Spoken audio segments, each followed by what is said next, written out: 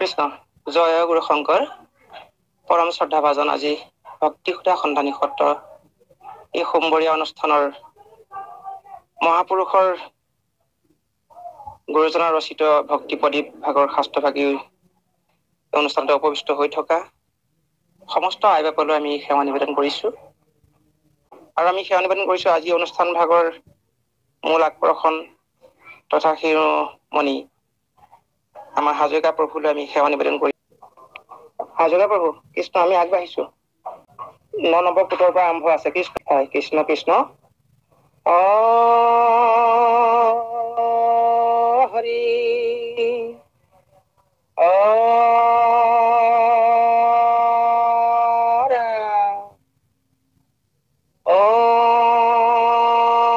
নমো ভগৱতে বাসুদেৱায়।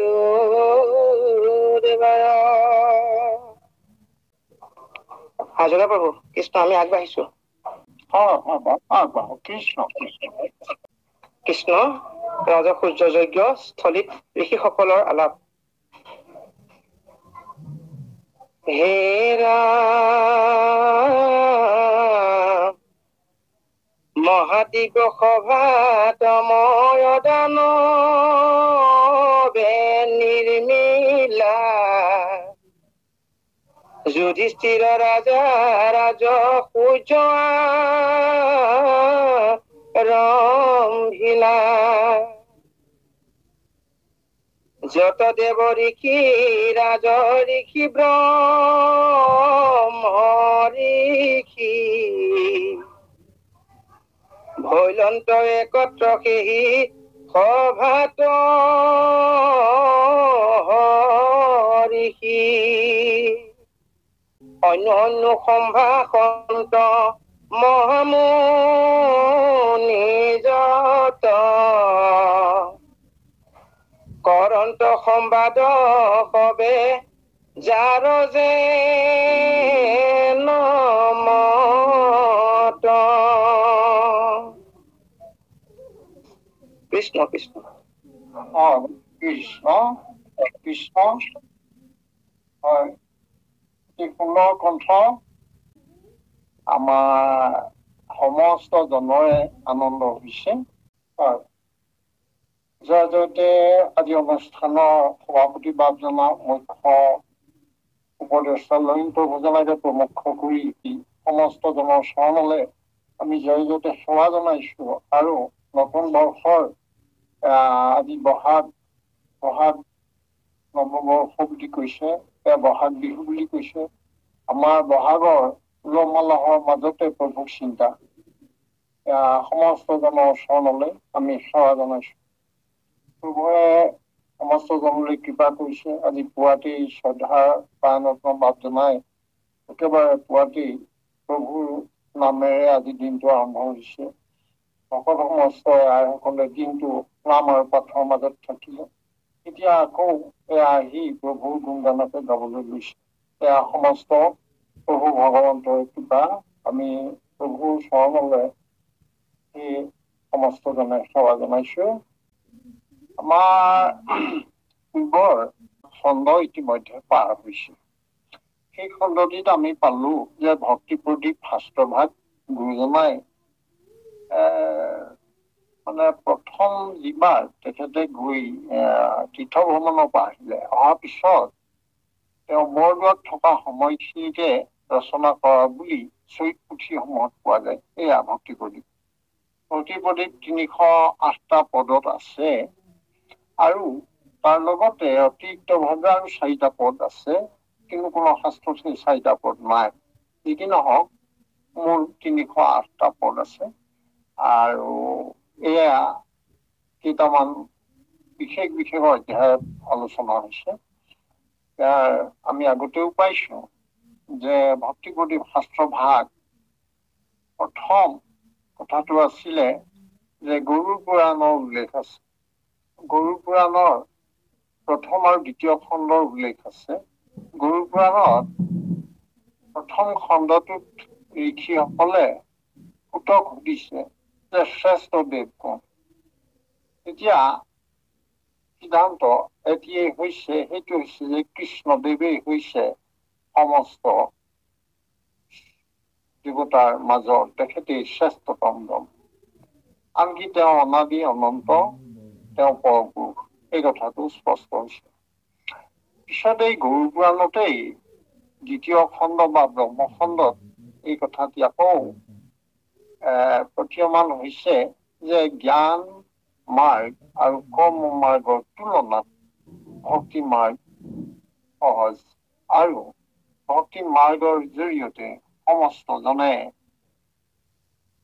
প্ৰভুৰ শৰণ লাভ কৰিব পাৰে আৰু তেওঁ আনকি জন্মৰহিত হ'ব পাৰে। এইকেইটা মূল কথা আমাৰ মংগলাচৰণত আমি পালো। এতিয়া এই দুটি কথাৰ উল্লেখৰ লগতে, উদ্ধৃতিৰ লগতে, এতিয়া গুৰুজনাই আমাক মংগলাচৰণতে সিদ্ধান্ত দিছিলে যে আমাৰ যে সমস্ত পন্থ, বিশেষ জ্ঞান আৰু কৰ্ম, তাৰ এই দুই মাৰ্গৰ বাদে প্ৰকৃততে ভক্তি মাৰ্গহে সকলোৰে বাবে অনুকৰণীয়। এই ভক্তি মাৰ্গৰ জৰিয়তে মনুষ্যই সহজে প্ৰভুক পাব।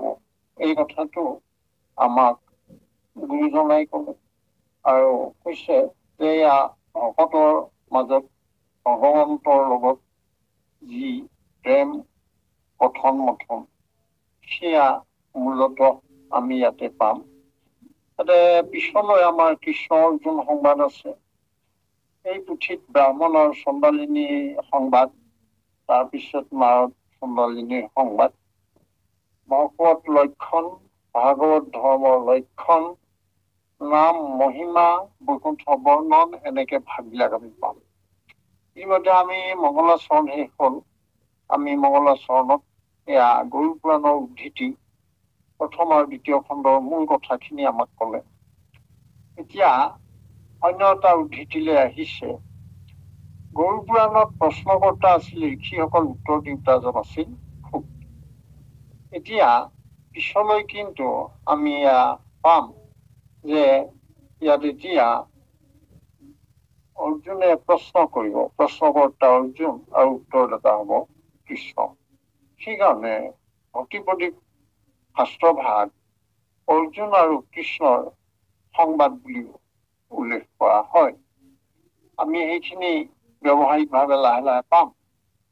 এতিয়া আজি যি মংগলাচৰণ মংগলাচৰণৰ শেষত আমি আজি নতুনকে পালো ৰাজসী যজ্ঞথলীত ঋষিসকলৰ আলাপ। তাতে কথাটো এনেকুৱা যে ময়দানৱে যি ইন্দ্ৰপ্ৰস্থ নিৰ্মাণ কৰি দিলে কুৰুক্ষেত্ৰত, মানে মহাদিব্য সভা নিৰ্মাণ কৰি দিলে, আৰু তাতে যুধিষ্ঠিৰে ৰাজসী যজ্ঞ আৰম্ভ কৰিলে। সেই ৰাজসী যজ্ঞলৈ অনেকজন আহিছে। আমি ভাগৱততো এয়া পাইছো, দেৱতাসকল, সমস্ত দেৱতাসকল আহিছে, ব্ৰহ্মা হৰ সকলো আহিছে। দেৱতা কিন্নৰ গন্ধৰ্ব সমস্ত আহিছে, বিদ্যাধৰ। ইফালে নাগলোকৰ পৰা আহিছে, ঋষিসকল আহিছে। ঋষিসকলৰ ভিতৰত দেৱ ঋষি, ৰাজ ঋষি, ব্ৰহ্ম ঋষি, এই সমস্তজনেই এই সভাথলীলৈ, মানে যজ্ঞথলীলৈ আহিছে।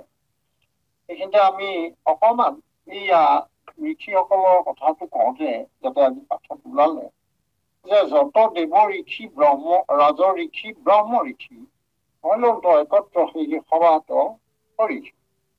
আমাৰ যিটো মানে সাধাৰণ অৰ্থত দেৱৰ্ষি কাক বোলে, কৈছে দেৱতা স্বৰূপ ঋষিসকল, মানে তপস্যা আদিৰ জৰিয়তে সকলো ঠাইলৈ যাতায়াত কৰিব পৰা দেৱতাৰ গুণ পোৱা ঋষিসকল।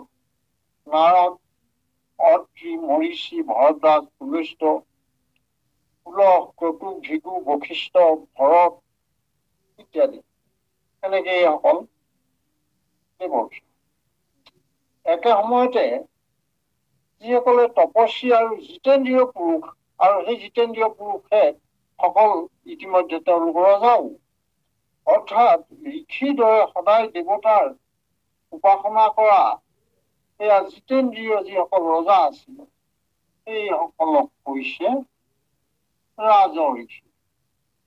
আৰু সদৌ শেষত থাকিলে ব্ৰহ্ম ঋষি, ব্ৰাহ্মণ ঋষি, মানে জিতেন্দ্ৰীয় আৰু তপস্যাত ৰত ব্ৰাহ্মণ যেনে বৈশিষ্ট্য আদি কৰি সেইসকল ব্ৰহ্ম ঋষি। এই তিনি ঋষি সমস্ত ঋষিগণ ইয়ালৈ আহিছে সমস্ত দেৱতাসকল আহিছে, দেৱতা কিন্নৰ বিদ্যাধৰ গন্ধৰ্ব আনকি নাগকুলৰ এইসকল সমস্ত আহিছে। ভৈলন্ত্ৰ একত্ৰ হৈ সভাত হৈছে। এই সভা আচলতে যজ্ঞথলী সভাৰ কথা কৈছে। যজ্ঞ পাতিছে, ৰাজকীয় যজ্ঞ পাতিছে, যুধিষ্ঠিৰে পাতিছে মৈদানৱে নিৰ্মাণ কৰা সেই ইন্দ্ৰপ্ৰস্থত য'ত তাৰমানে যুধিষ্ঠিৰ ইতিমধ্যে তাতে তেওঁ সেই যজ্ঞ আৰম্ভ কৰিছে।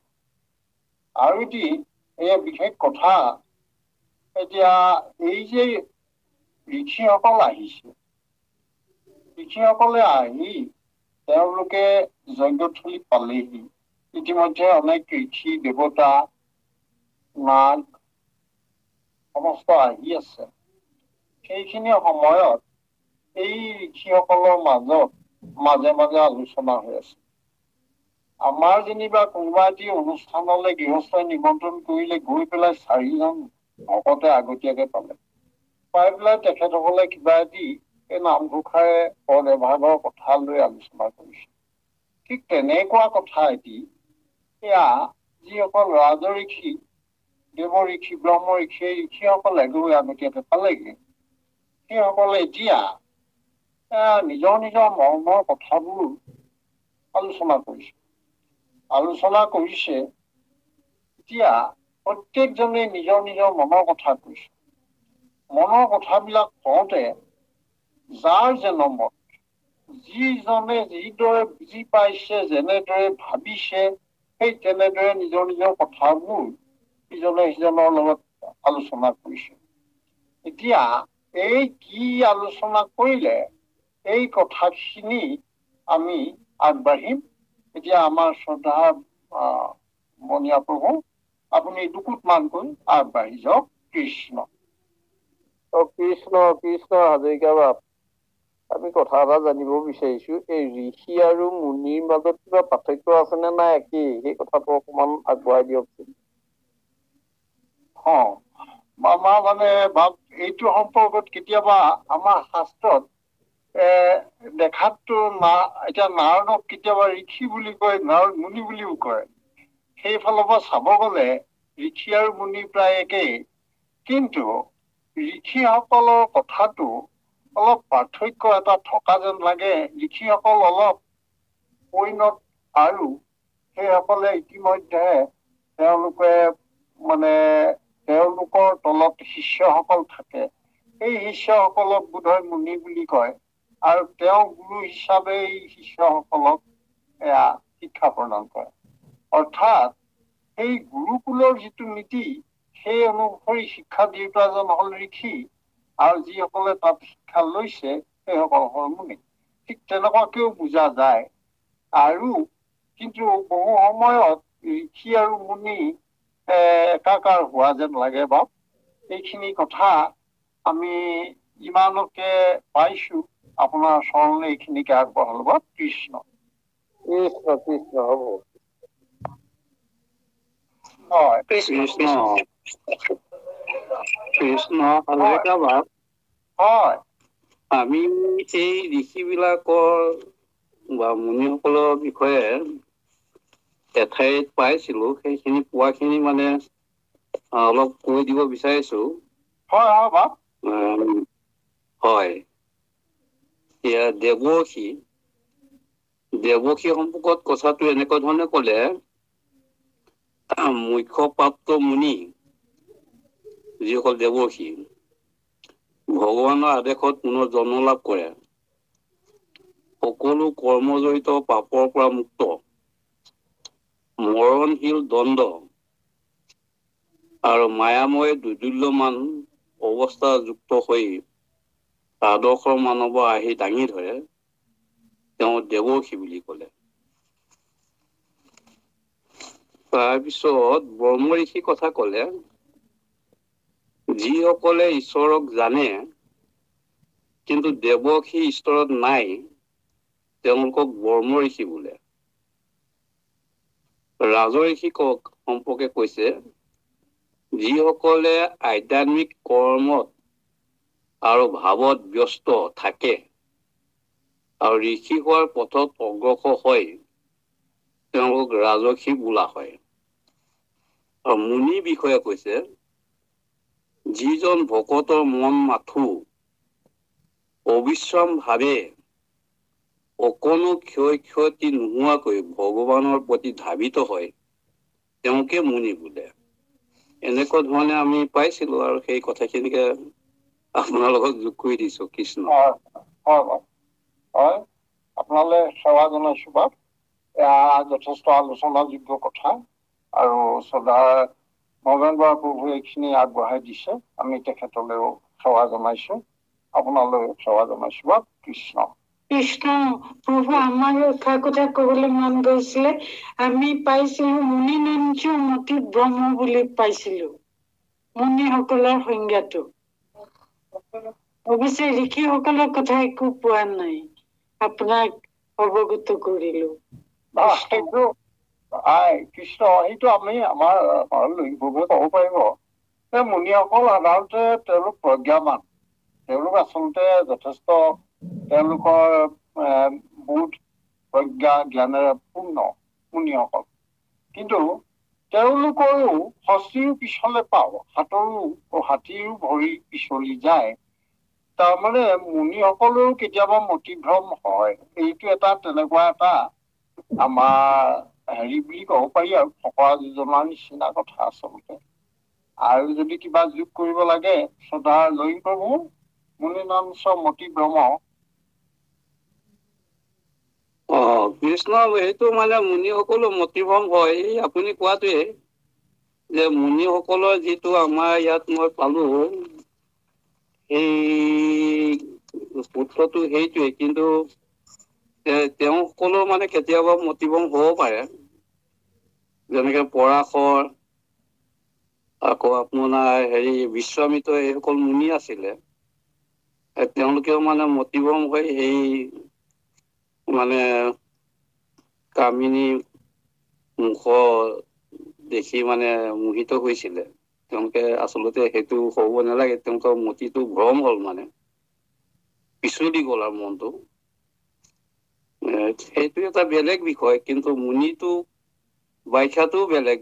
যিসকল ভকতৰ মন মাথো বিৰামীন ভাৱে অকণো ক্ষয় ক্ষতি নোহোৱাকৈ ভগৱানৰ প্ৰতি ধাৱিত হয়, তেওঁলোকে মুনি। তেওঁলোকে ঈশ্বৰক ভাবে যদিও কেতিয়াবা আকৌ হেৰি হয় নহয়, মনটো পিছলি যায় নহয়, সেই কথাটোৱে মুনি মতিভ্ৰম বুলি কৈছে দেই।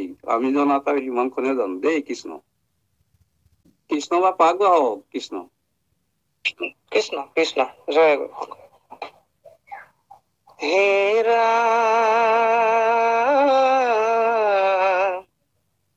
যজ্ঞনান ব্ৰতে মুখ কাহাৰো যুগতি, কেহো বোলে মহাযুগ জ্ঞানে মুকুতি, কেহো বোলে সাধে গতি এহি ৰাজসূয়,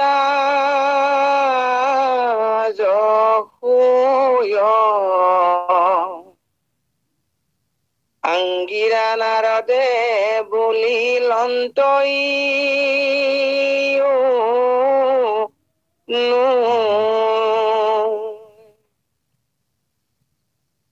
এৰাম জ্ঞান কৰ্ম যোগ ৰন্তে মহাকষ্ট,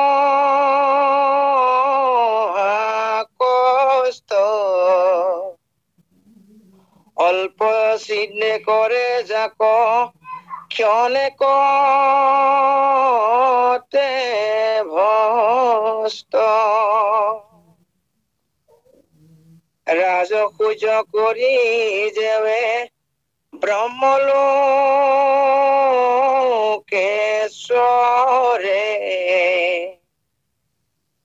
পুণ্য ক্ষয় ভৈলে দুনাই সংসাৰত পৰে। কৃষ্ণ মাধৱ। এয়া আগতীয়াকৈ যজ্ঞথলী পাই পেলাই ব্ৰহ্ম ঋষি, ৰাজ ঋষি, দেৱ ঋষি এইসকলে লগ হৈ পেলাই আলোচনা কৰিছে। তেওঁলোকে নিজে নিজে মত এটা আলোচনালৈ আগবঢ়াইছে। কৈছে যে যজ্ঞ, দান, ব্ৰত এইবিলাকে কোনোবাই কৈছে যে এইবিলাকে মুখ্য প্ৰদান কৰিব পাৰে। দুজনমান ঋষিয়ে কৈছে যে যজ্ঞ, দান, ব্ৰত আদিয়ে মুখ্য প্ৰদান কৰিব পাৰে। আকৌ কোনোবা জনে কৈছে বোলে মহাযোগ জ্ঞানেহে মুকুতি, একেবাৰে কেৱল জ্ঞানেৰেহে হ'ব। এতিয়া যজ্ঞটো হৈছে কৰ্মমাৰ্গৰ বিষয়, আৰু যি জ্ঞানৰ কথা কৈছে সেই জ্ঞানত আকৌ তপস্যা, ধ্যান, তপস্যা, একেবাৰে সমাধি লৈ পেলাই ঈশ্বৰক হৃদয়ত লোৱাটো, সেয়া হৈছে জ্ঞান। এতিয়া দুই এজনে আকৌ কৈছে নহয় বোলে জ্ঞান পন্থ, জ্ঞান মাৰ্গেৰে গলেহে মুখ্য পাব। দুজন মানে কৈছে যজ্ঞ আদিয়ে মুখ্য পাব পাৰিব। এনেকে কথা পাতি আছে। আকৌ কৈছে কেহু বোলে সাধে গতি এহি ৰাজসুই, এই ৰাজসুয় যজ্ঞ কৰিলে ইয়াতে কোনোবা জনে গতি পাব, মুখ্য পাব, এনেকুৱাকেও মত দিছে। কিন্তু তাতে উপবিষ্ট হৈ আছিলে নাৰদ ঋষি আৰু অংগীৰা ঋষি।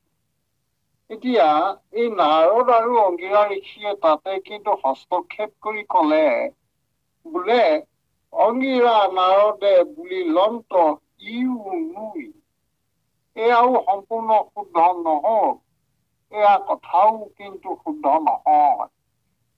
যি কথা পতা হৈছে যজ্ঞ জৰিয়তে, দান ব্ৰতৰ জৰিয়তে মুখ্য পাব, এইটো কথা শুদ্ধ নহয়। আকৌ দুই এজনে কৈছে তপ আৰু সমাধিৰ মাজেৰে মুখ্য পাব, এতিয়া এইটোও কিন্তু শুদ্ধ নহয়। এই কথাটো শুদ্ধ নহয় বুলি সেই তাতে উপবিষ্ট হৈ আছিলে অংগীৰা আৰু নাৰদ। এই দুজনে তাতে উপস্থিত হৈ থাকোতে এই আলোচনাৰ মাজতে তেওঁলোকৰ নিজৰ মতটো কৈ দিলে যে বোলে এয়া যজ্ঞ আৰু সমাধি জ্ঞানেৰে কেতিয়াও মুখ্য লাভ নহয়। এতিয়া জ্ঞান এই কথাখিনি অংগীৰা আৰু নাৰদে যেতিয়া কলে, তেতিয়া অকমান এই বিষয়টো লৈ আৰু অকমান আলোচনা হব। এতিয়া আমাৰ এই বাকী দুটা কোট আমাৰ শ্ৰদ্ধাৰ বনিয়ামাত আগবাঢ়। এইখিনি কৰিলে নেকি? জ্ঞান কৰ্ম যুৱক কৰন্তে মহা কষ্ট।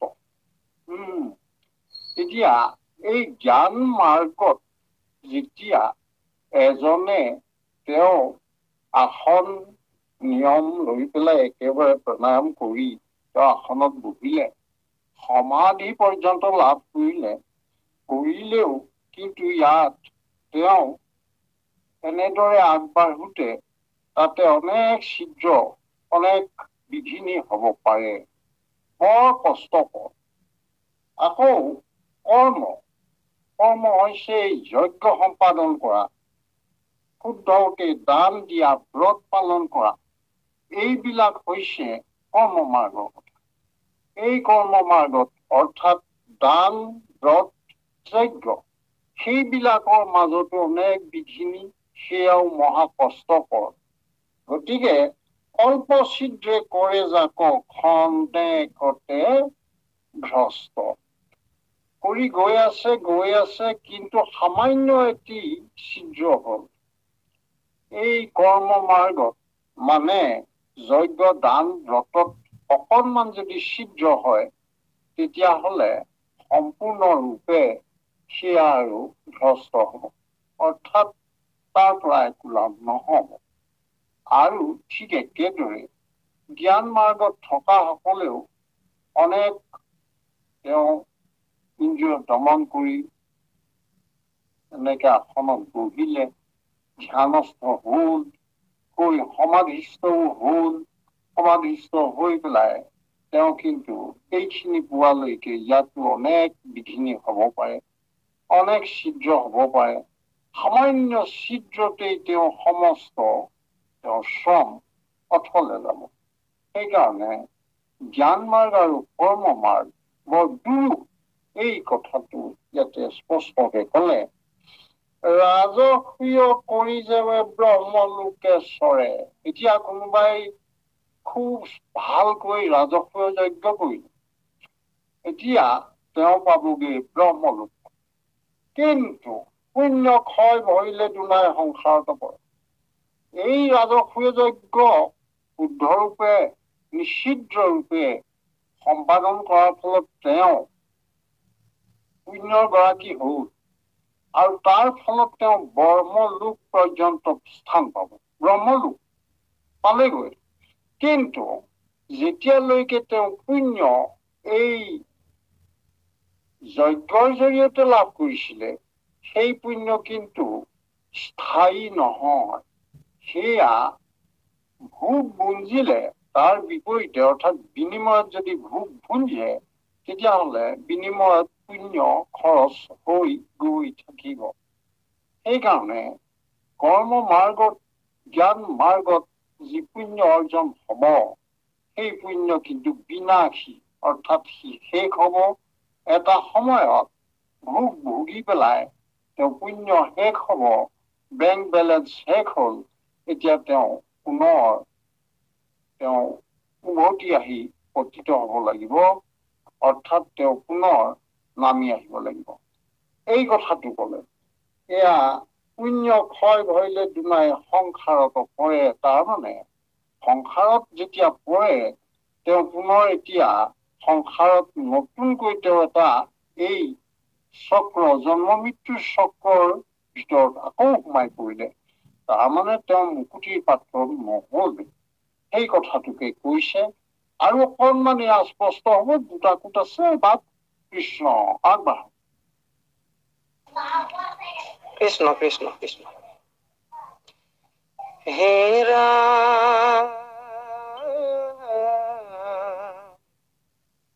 বংশে ব্ৰহ্মলোকত আচৰিত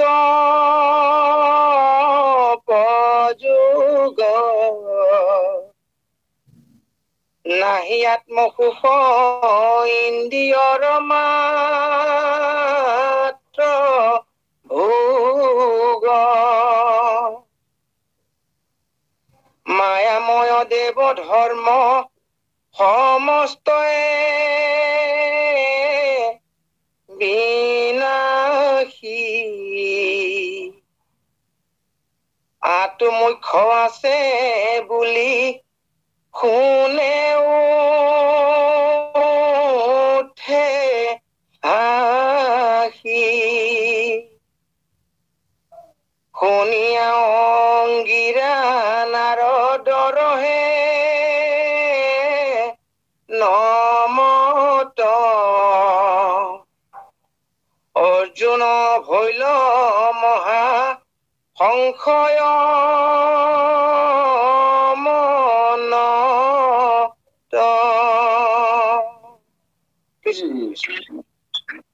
হয়, এতিয়া যিজনে ৰাজসী যজ্ঞ কৰিছিলে, এয়া কথা অংগীৰা আৰু নাৰদে ইতিমধ্যে প্ৰকাশ কৰি আছে ঋষিসকলৰ আগত, যে তোমালোকে যিবোৰ কথা কৈছা যে জ্ঞান মাৰ্গ কৰ্ম মাৰ্গে মুখ্য হব এই কথাটো শুদ্ধ নহয়।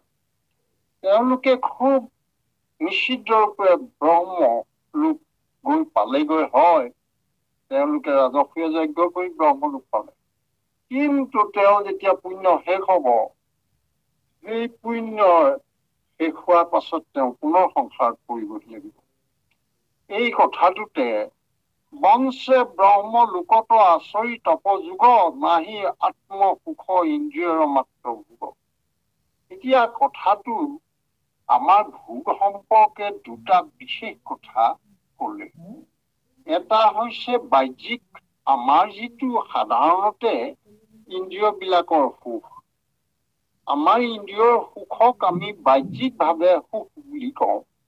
এই বাহ্যিক সুখটো আমাৰ ইন্দ্ৰিয় সুখ, বিষয় সুখ, এইবিলাক সুখৰ কথাটোকে ইন্দ্ৰিয় সুখ বুলি কৈছে। এতিয়া এই ইন্দ্ৰিয় সুখটোৰ লগত কিন্তু আৰু এটা সুখৰ সম্পৰ্ক এটা আছে, সেইটো হৈছে আত্মসুখ। এতিয়া যদি বাহ্যিক সুখটো ইন্দ্ৰিয় সুখ হয়, তেতিয়াহ'লে আভ্যন্তৰীণ ভিতৰৰ আত্মাৰ সুখটো কি হব?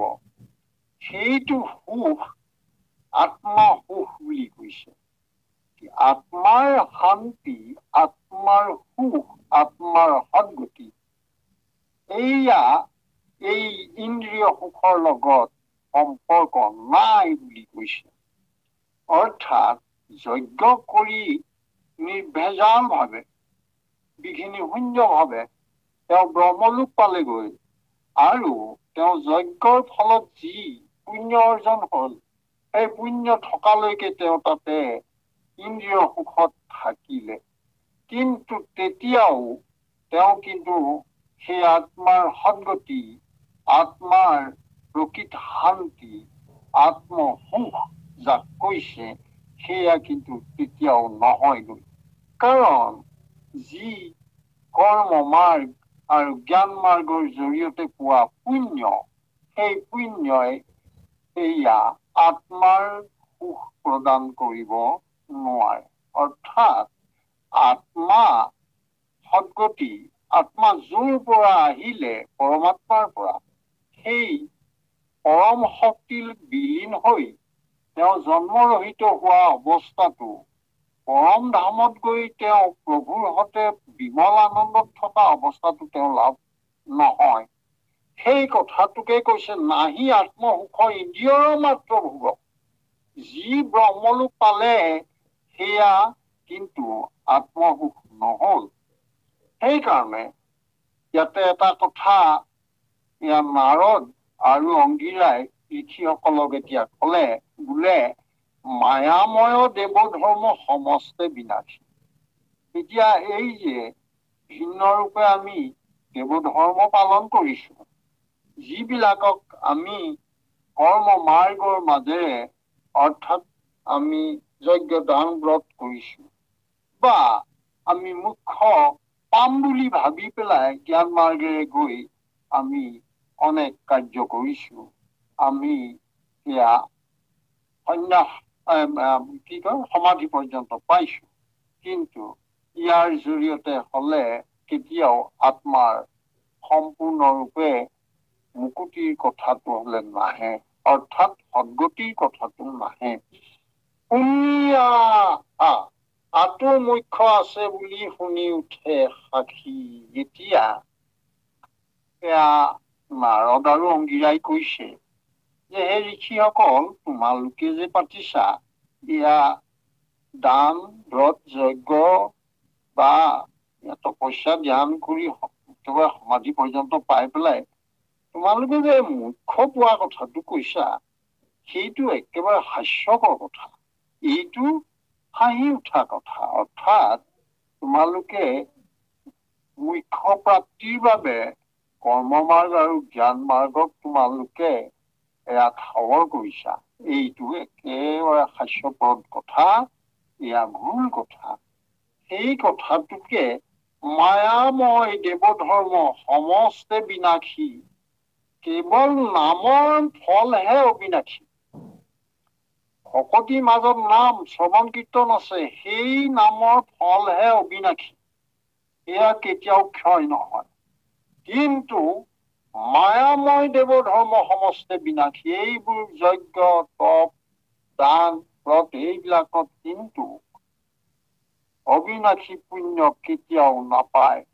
আৰু এইবিলাকৰ জৰিয়তে তোমালোকে যে পাতিছা মুখ্য পাব, এই কথাটো হাস্যকৰ কথা। এইটো শুনিলে মানুহে হাঁহিব, হাঁহিহঁতৰ পাত্ৰহে হ'ব লাগিব তোমালোক, এই বুলি কৈছে। এতিয়া সেই যজ্ঞৰ থলীত এইবিলাক কথা যে পাতি আছে, ওচৰতে অৰ্জুনে শুনি আছে। অৰ্জুনে শুনিয়া অংগীৰা নাৰদৰ হেন মত, অৰ্জুনৰ ভৈল মহা সংশয় মনত। কাৰণ য'ত যুধিষ্ঠিৰৰ এইয়া ময়দানৱে নিৰ্মাণ কৰা সভা, য'ত তাত ৰাজসুই যজ্ঞ পাতিবলৈ লৈছে, তাত অৰ্জুন কাষতে আছে। অৰ্জুনে এই ঋষিসকলৰ কোৱা আৰু তাকে যেনিবা অসাৰ বুলি কোৱা কথাটো নাৰদ আৰু অংগীৰাই যেতিয়াই কলে, তেতিয়াই অৰ্জুনৰ মনত শংকা আহিব। অৰ্জুনে মনতে ভাবিছে যে এই যে ৰাজসুই যজ্ঞ কৰিবলৈ লৈ ইমান বিশাল আয়োজন হল, স্বৰ্গৰ দেৱতা ব্ৰহ্মলোকৰ ব্ৰহ্মা সৰহকে মাতি আনি একেবাৰে নাগকুলৰ পৰা অনন্তকে পৰ্যন্ত সমস্ত আহিলে।